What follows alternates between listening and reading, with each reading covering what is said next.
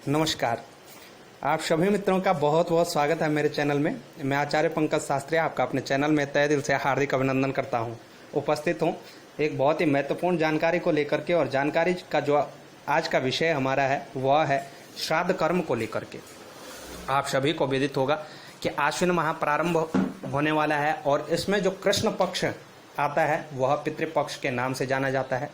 अर्थात हमारे शास्त्रों के अनुसार व पुराणों के अनुसार यह कहा जाता है कि आश्विन कृष्ण पक्ष में विशेषतः जो हमारे दिवंगत पूर्वज होते हैं, जो हमारे पितृलोक होते हैं, वह अपने पितृलोक से इस भूमंडल पर आते हैं, विचरण करते हैं, और उनके निमित्त किया जाने वाले श्राद्ध कर्म ही पार्वण श्राद्ध कहा जाता है। अर्थात पार्वण श्राद्ध प्रारंभ हो रहे हैं। आप सभी को विदित होगा कि जितने भी हमारे दिवंगत पूर्वज हैं, हम सब उनकी पुण्यतिथि पर ही श्राद्ध का कर्म करते हैं। इस वर्ष यह श्राद्ध का कर्म 1 सितंबर से प्रारंभ हो रहा है। 1 सितंबर अनंत चतुर्दशी का व्रत के साथ ही मध्याह्न व्याप्ति पौर्णमासी का श्राद्ध भी इसी दिन प्रारंभ होगा, जो कि 2 सितंबर 10:30 बजे तक पूर्णिमा ही व्याप्त रहेगी। तत्पश्चात प्रतिपदा का श्राद्ध रहेगा। श्राद्ध कर्म करने से हमारे शास्त्र कहते हैं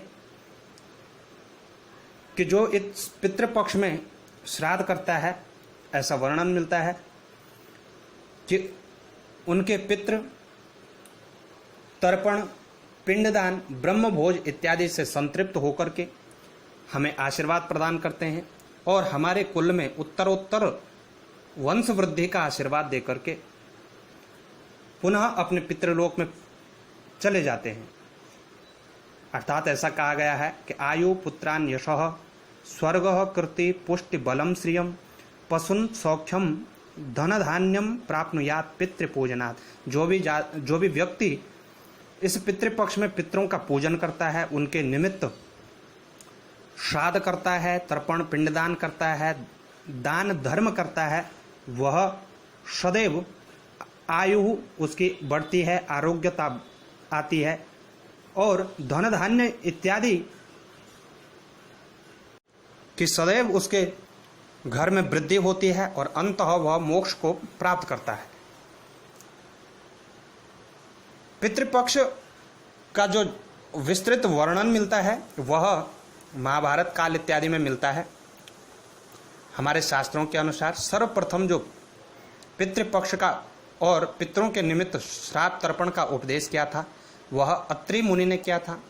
महर्षि अत्रि ने संपूर्ण उपदेश किया था पितृपक्ष का, और सर्वप्रथम जो श्राद्ध किया था वह महर्षि निमि ने अपने पूर्वजों के निमित्त किया था।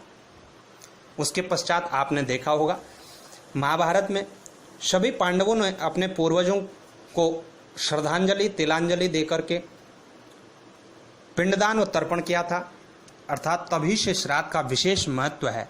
वैसे तो त्रेता युग में भगवान श्री रामचंद्र जी ने भी गंगा किनारे अपने पितरों के निमित्त जल से तर्पण किया था, लेकिन विशेष जो वर्णन मिलता है वह द्वापर युग से ही मिलता है, अर्थात महाभारत काल से मिलता है, और तब से लेकर के यह परंपरा चली आ रही है। इस पितृपक्ष जैसा कि मैंने कहा 1 सितंबर से प्रारंभ हो रहा है, और जो द्वितीया का श्राद्ध होगा, इस समय द्वितीया का महालय श्राद्ध है, वह 3 और 4 सितंबर को व्याप्त रहेगा। मध्याह्न काल से ही 3 सितंबर को द्वितीया का श्राद्ध प्रारंभ हो रहा है, जो कि 4 तारीख 1:30 बजे तक स्थित रहने वाली है पूर्णिमा तिथि। इसी तिथि में इस 2 तारीखों में द्वितीया तिथि ही व्याप्त रहेगी, अर्थात जो द्वितीया का श्राद्ध है वह 2 दिन व्याप्त रहेगा। उसके पश्चात सारे श्राद्ध कर्मबद्ध हैं, और 17 सितंबर को महालय अमावस्या है। इस दिन सभी पितरों के निमित्त सर्व पितृ श्राद्ध किया जाता है। जिन भी व्यक्तियों की अपने पूर्वजों की, दिवंगत पूर्वजों की तिथियां ज्ञात नहीं हैं, वह भी अमावस्या को ही श्राद्ध करते हैं, और श्राद्ध करना चाहिए। विशेष तो यदि आपकी जन्म पत्रिका में पितृदोष आता है तो यह श्राद्ध का जो पक्ष है इसमें विशेष पितृ पूजन करें, पितृ गायत्री का जप करवाएं या स्वयं करें, और पितरों के निमित्त तर्पण पिंडदान आप इन 15 दिनों में सदैव करते हैं तो निश्चित रूप से आपका पितृदोष दूर होगा और आपके वंश में उत्तरोत्तर वृद्धि अवश्य होगी। तो यह छोटी सी जानकारी थी श्राद्ध कर्म को लेकर के।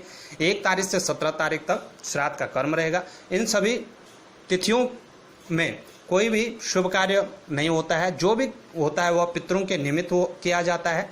अर्थात जो भी अब 1 सितंबर से 17 सितंबर तक कार्य होगा वह सब पितृ निमित्त होगा, तो कोई भी शुभ कार्य करना वर्जित माना जाता है।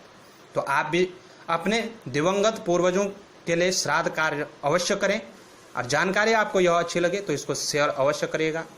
चैनल पर नए हैं तो सब्सक्राइब भी अवश्य करें।